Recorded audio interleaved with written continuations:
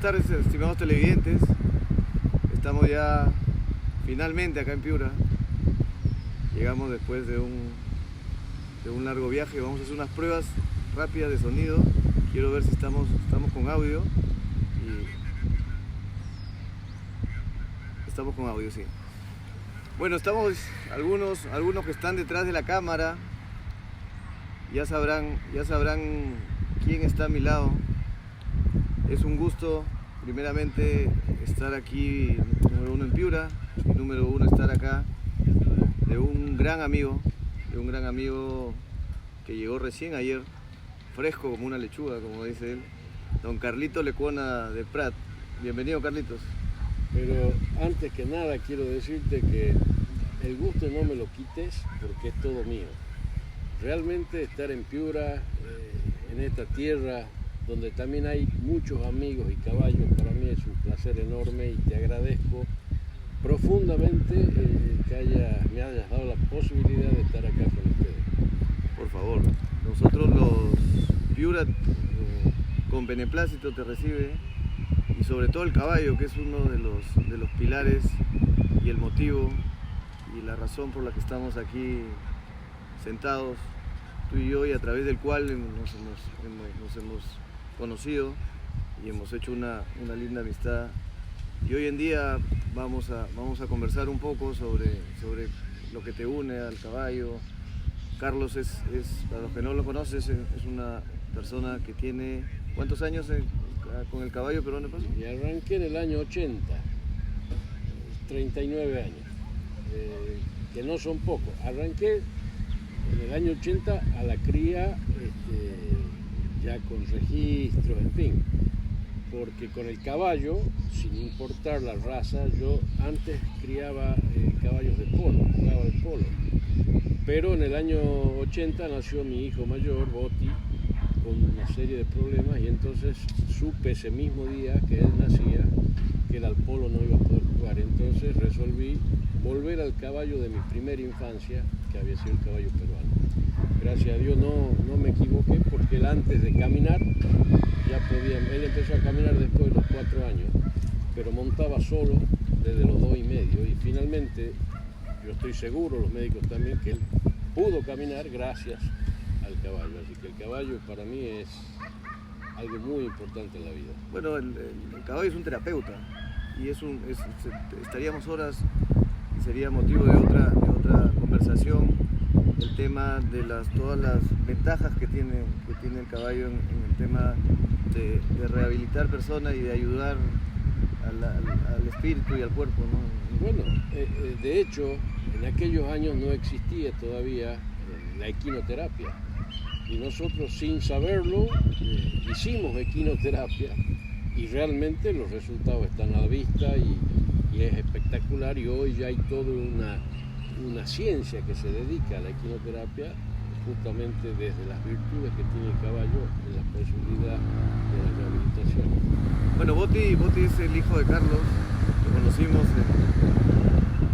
conocimos en Salta, a lo cual le mandamos un gran abrazo a Boti, que estaba ansioso esperándonos aquí por engancharse a la transmisión de esta entrevista.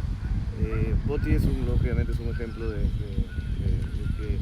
cómo el caballo puede sacar adelante a personas, ¿no? Entonces, bueno, ¿cómo te ha recibido Piura, Carlitos? Primera vez en el norte, primera vez en Piura. Primera vez.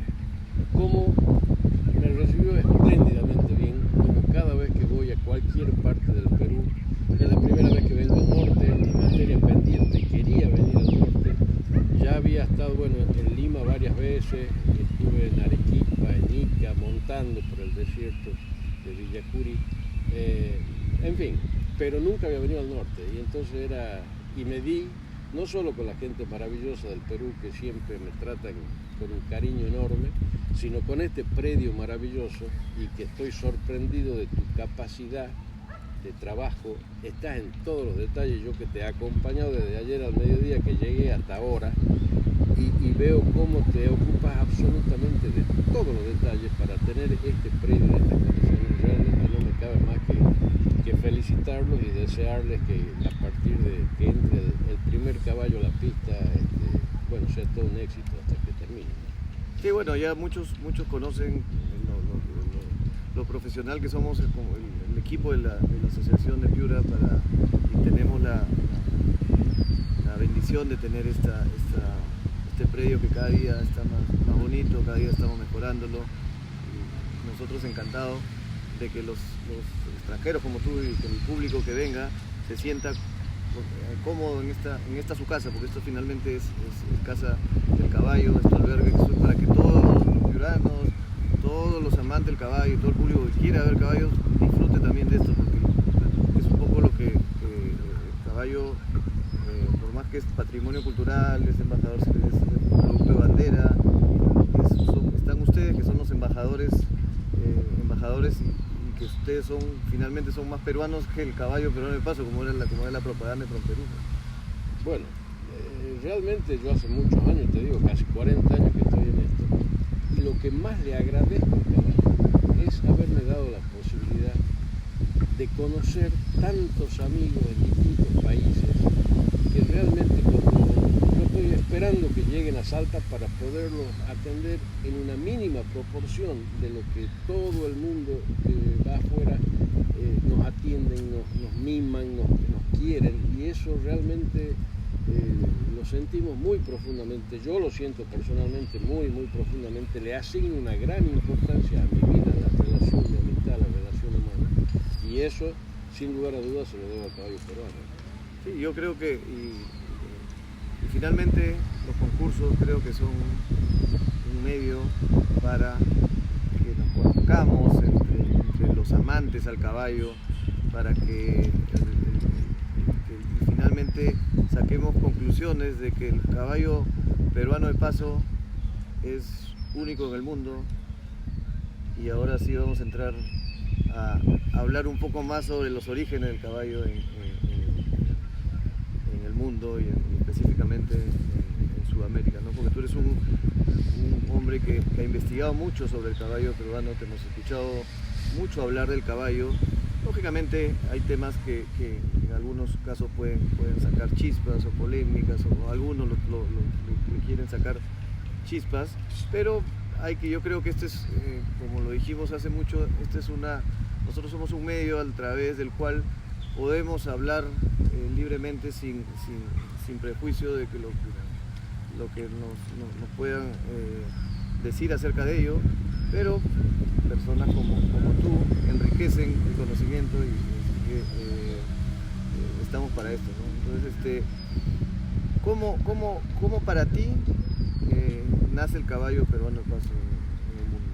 Bueno, para mí hay algunos otros que disienten, pero yo, de acuerdo a lo que yo pude leer, que no ha sido una cosa, no es que me he pasado la vida leyendo, investigando, simplemente soy un amante de este caballo y algo investigué, y para mí viene del caballo castellano, que ya tenían muchos de esos sujetos este tipo de andadura, de andar en 4 tiempos, que por no ser un caballo ideal para la guerra, porque a partir de Felipe II bloquea Andalucía para generar el caballo que hoy se llama pura raza española, que es un caballo de más estructura, más grande, porque en esa época que España vivía en guerras, necesitaban un caballo realmente que pueda soportar lo que eran en esos años las armaduras, no solo el peso del jinete, la montura, sino además toda la armadura. Y entonces Felipe II bloquea el sur de España y no se podía exportar caballos a América. Y estaban estos caballos tan cómodos, tan suaves, más pequeños, y a pesar de esa prohibición, siempre los virreyes, los sobrinos del virrey, el novio de la hija del virrey, tenían posibilidad de sacar estos caballos, que se empezaron a llegar a Lima, que era, después de Madrid, la capital más importante del reino, en todo sentido, culturalmente, económicamente. Bueno, Lima era una cosa realmente importante. No, Salta pertenecía a... Nosotros Carlos, los que no conocen Carlos, eso. ¿Tú naciste en Salta? Yo nací en Salta, sí. De familia, por mi madre, desde la época de la fundación, o sea, muy arraigado a Salta. Soy un enamorado de Salta. Y por ser enamorado de Salta, soy un enamorado del Perú, porque nosotros éramos el Perú. Nuestra capital era Lima, no Buenos Aires. Buenos Aires no existía. Era un villorio ligado al contrabando y a los intereses británicos, mientras nosotros ya teníamos, por nosotros, a Lima se funda en 1535 y Salta en 1582, solo 50 años después. Y la vinculación que teníamos con Lima era muy estrecha, familiarmente, comercialmente. El negocio de la mula era muy importante. La mula era el único elemento de transporte posible para distribuir las mercaderías en toda esta inmensidad de territorio. Y de ahí sale el dicho más terco que una mula tucumana. Sí, más terco que una mula tucumana. Porque la intendencia del Tucumán comprendía las actuales provincias argentinas de Jujuy, Tucumán, Salta, Santiago del Estero y Catamarca, y lo que hoy es Tarija, República de Bolivia. Todo eso conformaba la intendencia del Tucumán, y Salta era la capital de esa intendencia. Entonces las mulas se criaban en el sur, se invernaban en Salta, y desde Salta venían al Perú entre 60 y 80 mil mulas por año. Impresionante. Es una cosa impresionante. Y obviamente venían andando. Y venían arreos de hasta 5.000 mulas en un viaje. Que la ruta más adecuada era la quebrada de Humahuaca, por donde llegaban hasta Desaguadero. Y en Desaguadero una parte iba hacia Cusco a la derecha y la otra bajaba a la costa para llegar a Lima. Y obviamente en cada pueblo que iban pasando ya iban vendiendo las mulas en las distintas ferias. Y realmente lo que han hecho nuestros viejos ha sido una cosa impensable.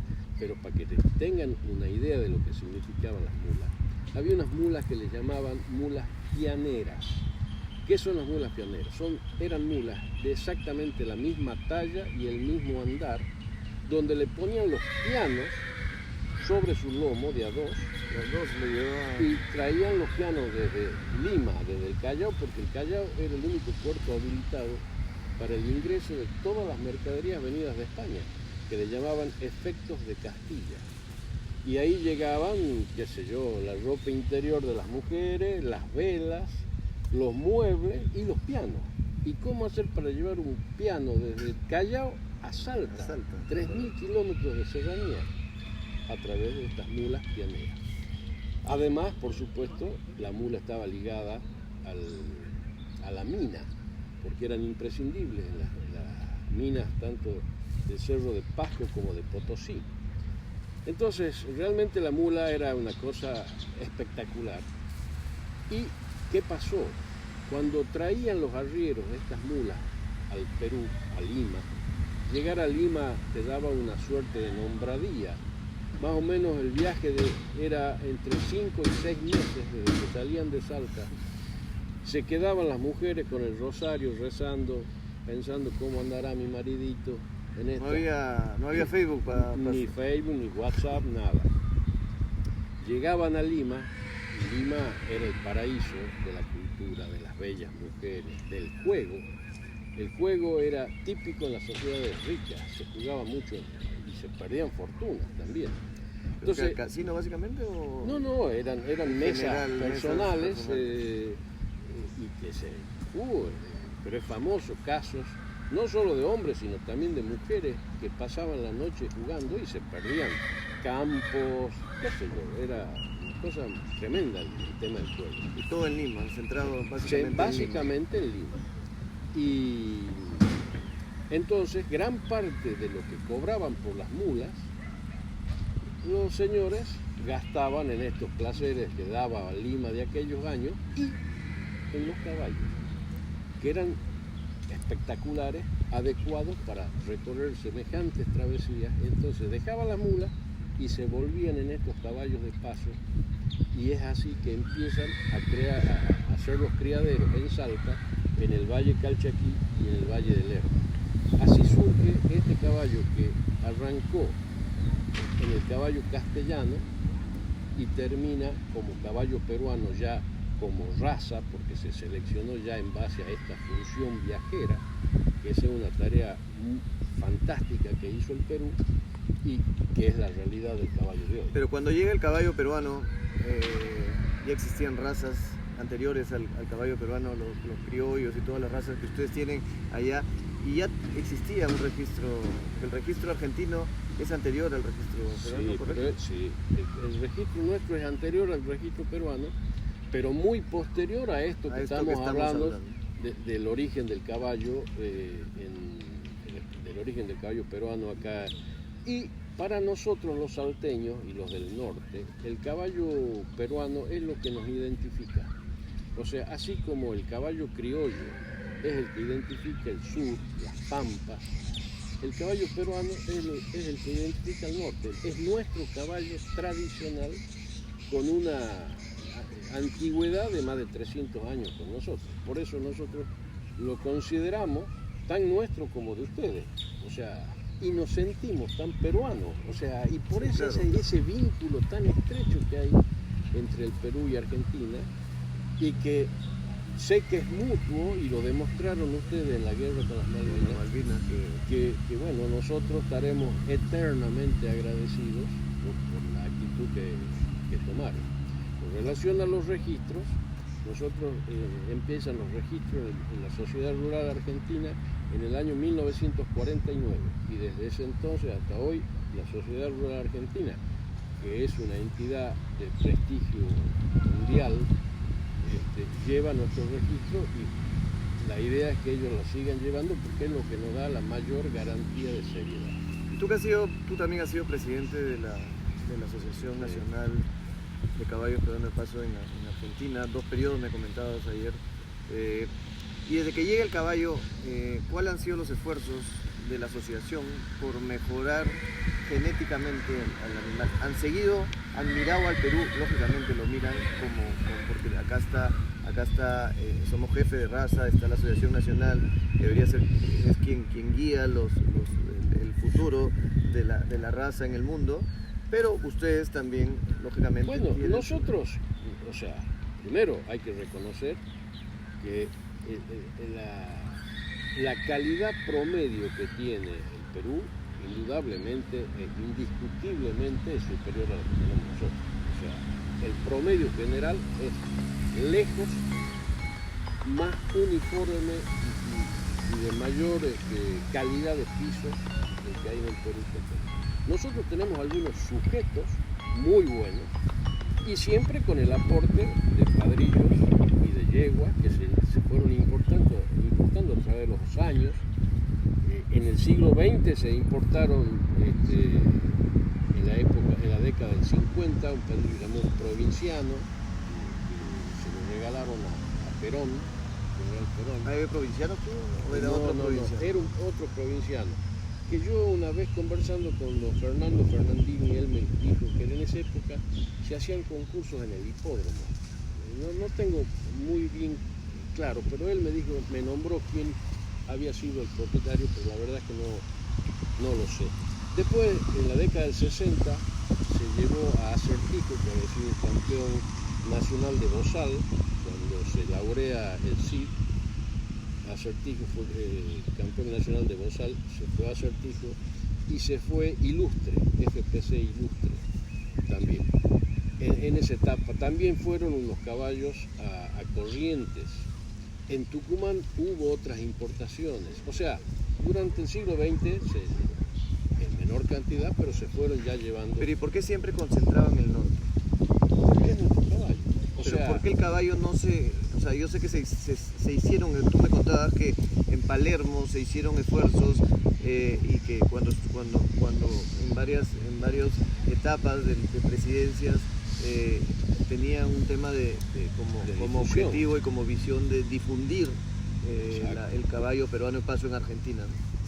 Pero, ¿y por qué vemos, lo que veo yo, lo que vi en el Nacional, que yo estuve en Salta, vemos que qué porcentaje, veo que el 90% si no es más, están concentrados en Salta, Jujuy, Tucumán. Salta, Jujuy, Tucumán, no sé si Córdoba. Córdoba está empezando a crecer, con fuerza, ¿no? y Buenos Aires tiene ahí también algunos criadores que tienen animales, pero nos es muy difícil.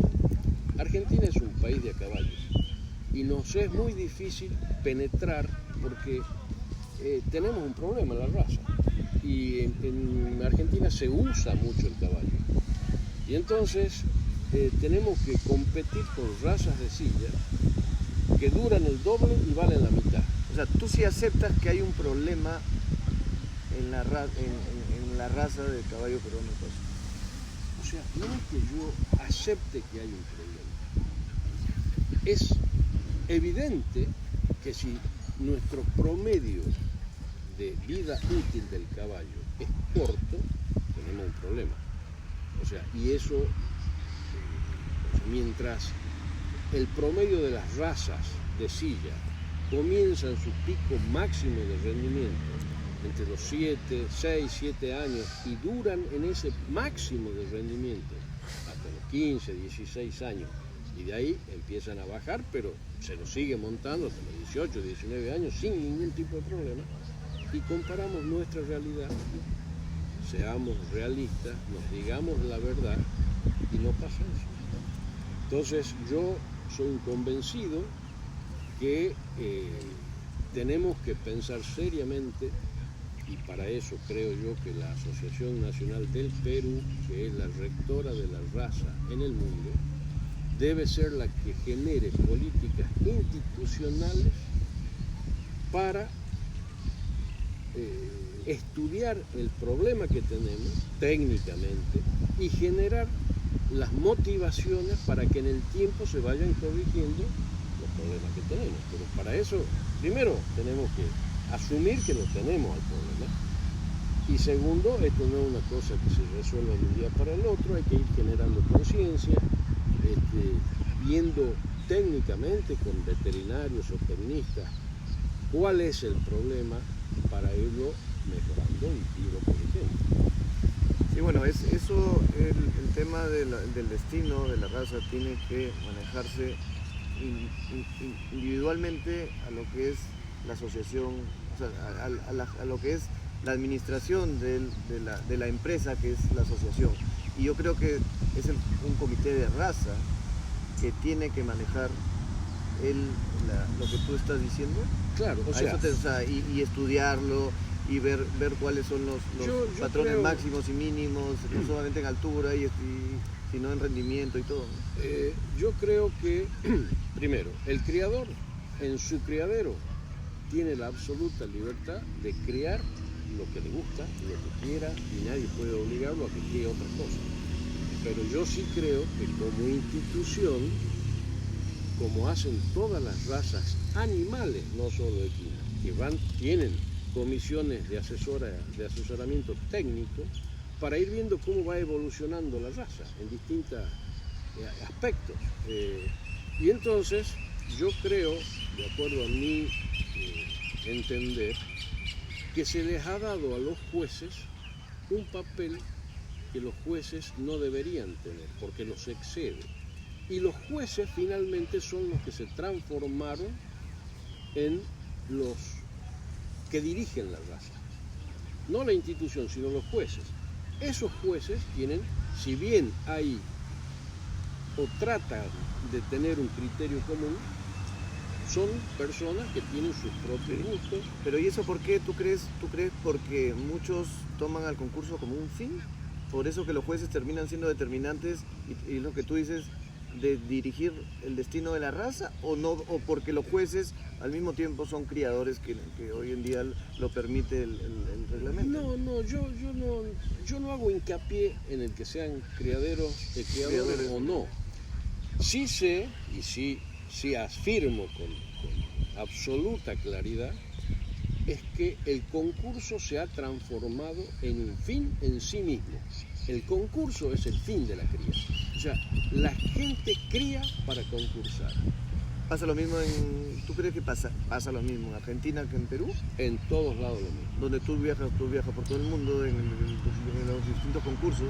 O sea, lo que pasa que además lo que pasa en el Perú es lo que pasa en el resto del mundo. O sea, porque el Perú irradia al resto de la cría lo que se supone que es lo ideal. Y entonces, ¿qué pasa? Al haberse transformado el concurso en un fin y no en un medio como debiera ser para esta raza eminentemente funcional, cada vez mejore su función, que es la de viajar, y si bien hoy ya no se viene de Salta a Lima ni de Lima a Salta, sí, el caballo tiene que tener la posibilidad de caminar en sus aires por mucho tiempo. O sea, tiene que tener esa posibilidad. Y hay miles y millones de usuarios en el mundo que están esperando tener un caballo peruano porque les gusta disfrutar de caminar, de andar, de viajar.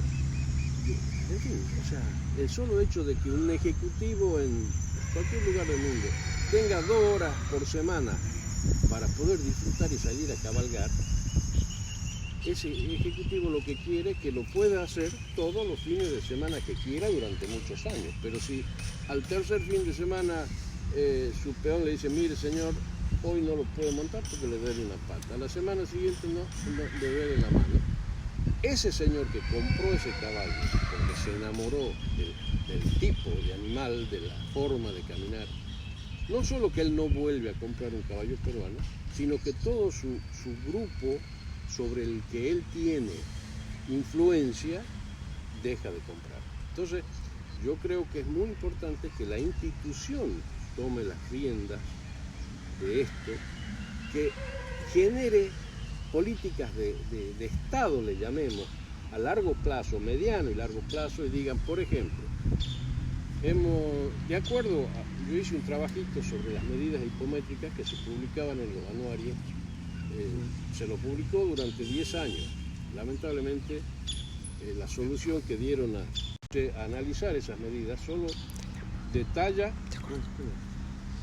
y de grupo, altura de grupo. Y bueno, el resultado es que tienen en ese momento, en el 2012 que hice este trabajo, tenían las grupas 2 centímetros más altas que las cruces. Y eso es grave. Para mí es muy grave, porque eso es lo que impide que el caballo con naturalidad tenga la soltura en el posterior. Porque es una cuestión de orden física, o sea, al estar clavado de aguja, o sea, más alta la cruz que la grupa, los cordones tienden a irse hacia atrás. Entonces, yo te hice ayer una pregunta, yo quiero que estamos en el tema. Te dije que en varios casos que he visto, yo no soy un gran conocedor, yo básicamente la criadora es mi mamá, y vas a estar el lunes vamos a estar en Jequetepec y vas a conocer el criadero y así como otros criaderos. En muchos casos vemos que la gente cuando ve un potrillo de un año y medio, dice, este caballo todavía por consecuencia del crecimiento todavía está clavado a aguja. Pero este caballo cuando a los 2 años o 3 años, ese caballo se va a nivelar. ¿Qué tan cierto es eso o no es cierto esa afirmación? En mi experiencia, en tu experiencia, lógicamente, es todo lo contrario. O sea, cuando nacen nuestros potrillos, siempre decimos, qué bien, qué centaco le llamamos nosotros cuando es bien caído y después cuando va creciendo se va nivelando, pero siempre de atrás, digamos, la parte de atrás, la parte de las patas va levantando, pero nunca he visto que caballo... Hasta que, para tu entender, hasta que idealmente iguale a la cruz, o esté menos que... Claro, para mí lo ideal es que sea menos, más baja la grupa que la cruz, o por lo menos igual, pero nunca más alta. Y después otra cosa muy importante es, en las formas, es que antes le llamaban la grupa chorreada, con la inserción de cola baja.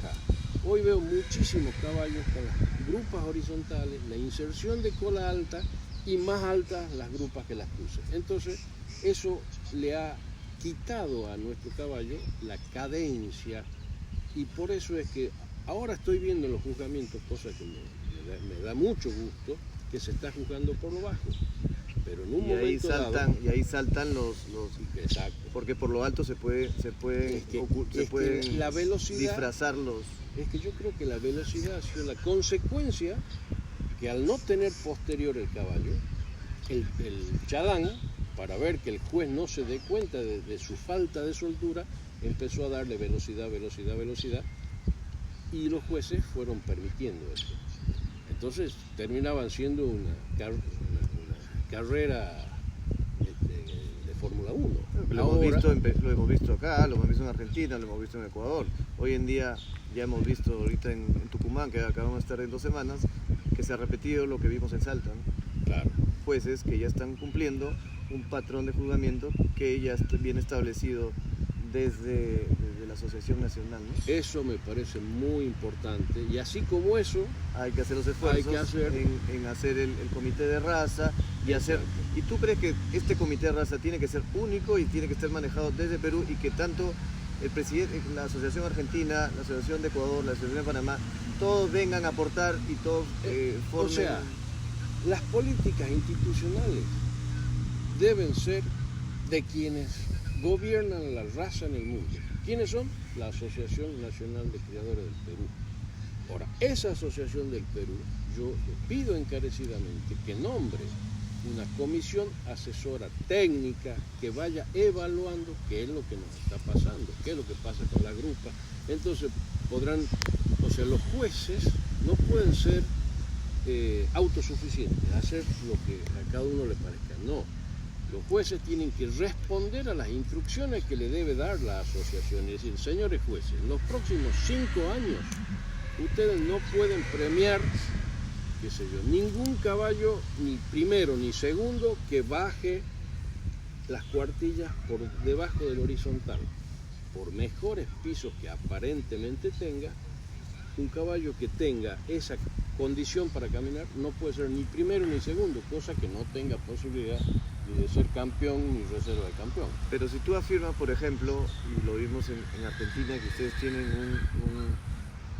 una puerta de admisión o una admisión de ejemplares que es anterior 2 días, por ejemplo en el Nacional, que eran 400 caballos, eran 2 días antes del concurso, donde el comité de admisión, que están veterinarios y seguramente jefe de admisión y otro grupo de gente, evalúa lo que sí, la Asociación Argentina le dice que tiene que verificar, claro, previamente, para que el caballo pueda entrar a la cancha. Claro. Entonces, en este caso, siguiendo a lo que tú dices, si el comité de raza, por ejemplo, saca como conclusión que las grupas tienen que ser igual o más bajas que las cruces, un caballo que en la admisión no cumple eso, no podría entrar a la cancha. Correcto, exacto. Nosotros medimos los caballos, tenemos un patrón que dice que no pueden ser los machos menos de 1,45 y las hembras menos de 1,40. Entonces, y las grupas tienen que ser correctas. Pero entonces no se cumple eso, lo que tú estás diciendo, que los machos en Argentina no pueden ser más altos de 1,45. No, más bajos de 1,45. La alzada mínima en machos okay, de 1,45 y 1,53 en la máxima. Tiene mínima y máxima. Mínima y máxima. Y en la admisión lo que se juzga es la parte morfológica, y ahí se determina si los caballos tienen problemas de prognatismo, si son monórquidos o ese tipo de, o si tienen alguna lesión, o si tienen alguna inflamación que no les permite entrar, en fin. Pero no en movimiento. En movimiento ya lo verifica. Claro, lo haces caminar para ver si por ahí tiene alguna lesión. Exacto. Que eso no quita que después en el corral se pueda patear y pueda después, antes de salir a la cancha, tener una lesión diferente a la que tuvo en la admisión, ¿no? Pero todas estas cosas, yo tampoco soy técnico, yo no soy veterinario ni soy técnico, o sea, simplemente... Tú eres cineasta, me dijiste, ¿no? Sí. ¿Pero una broma o me está...? No, pero eso lo mantengamos así, porque no... Eso es para otra entrevista. Eso de andar firmando autógrafos, no. Me imagino, si no, mañana no vas a poder conversar de caballos. Claro, no. Ya mi psicólogo me está ayudando. Sí, no, esto era una broma, no, el señor no es cineasta, Pero volviendo al caballo, yo creo que es fundamental que exista una comisión asesora técnica. Entonces, esa comisión asesora técnica tiene que evaluar qué es lo que está pasando con la cría, tiene que decirle a los directivos, señores, creemos que en los próximos 5 años hay que corregir las grupas, o hay que corregir las cuartillas, o hay que corregir, en fin, lo que haya, los lomos, que no puede haber lomos sillones, porque eso es dañosísimo y eso quita vida útil, en fin, lo que haya que decir, pero que haya alguien que se ocupe del caballo, que se ocupe del seguimiento de esto que nos da la vida a todos. Y tú, y en tu experiencia, lo que has visto, en tu condición de presidente, criador, de historiador, de amigo, ¿tú crees que en algún momento se ha hecho en el caballo peruano del paso?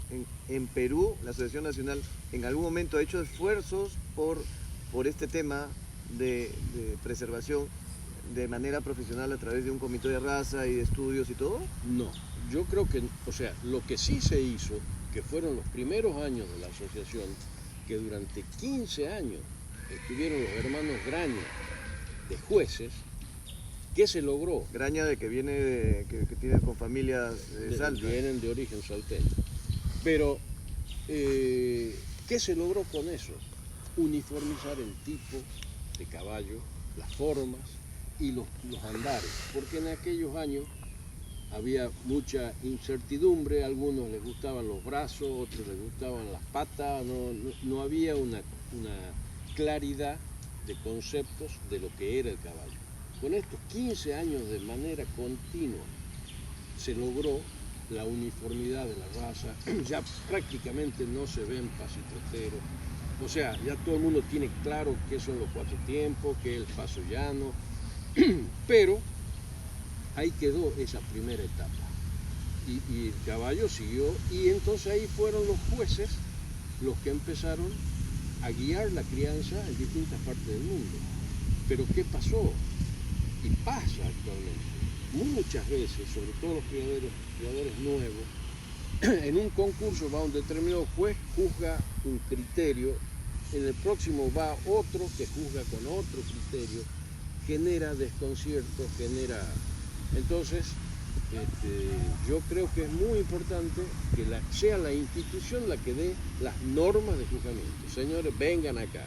Ustedes van a hacer esto de esta manera, van a juzgar, qué sé, por decir algo, 5 vueltas al tranco o 2 vueltas al tranco, lo que sea, pero que los jueces respondan a una directiva institucional para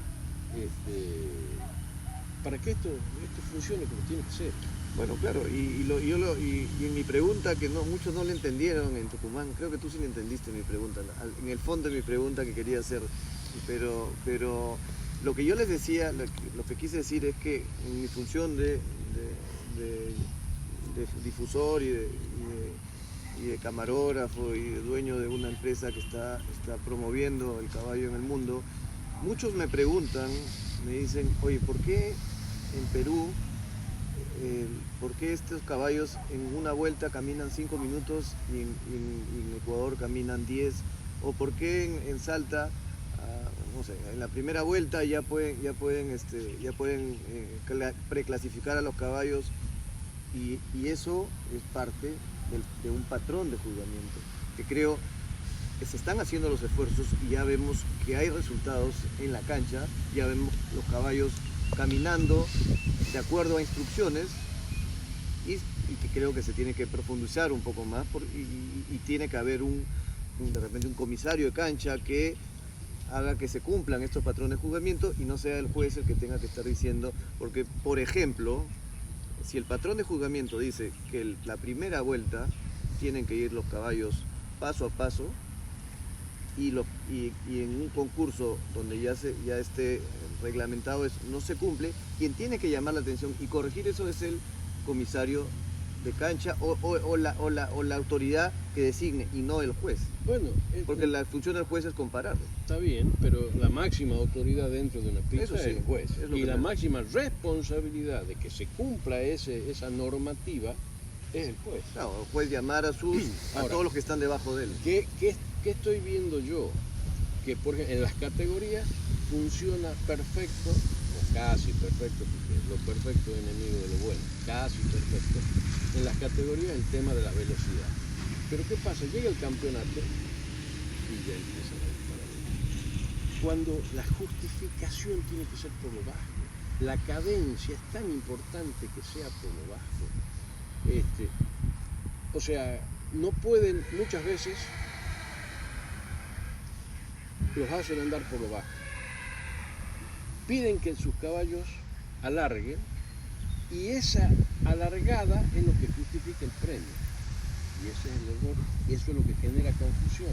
Tienen que volverlos a hacer andar por lo bajo y justificar por lo bajo.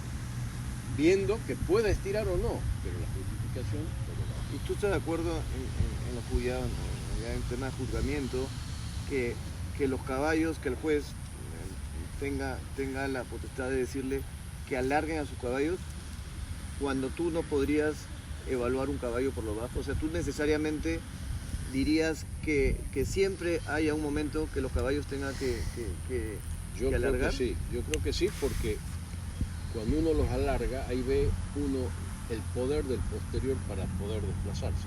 Hay muchos caballos que pueden, porque son débiles, porque no tienen la solidez abajo, que por lo bajo caminan, pero vos les pedís y les falta poder en el posterior.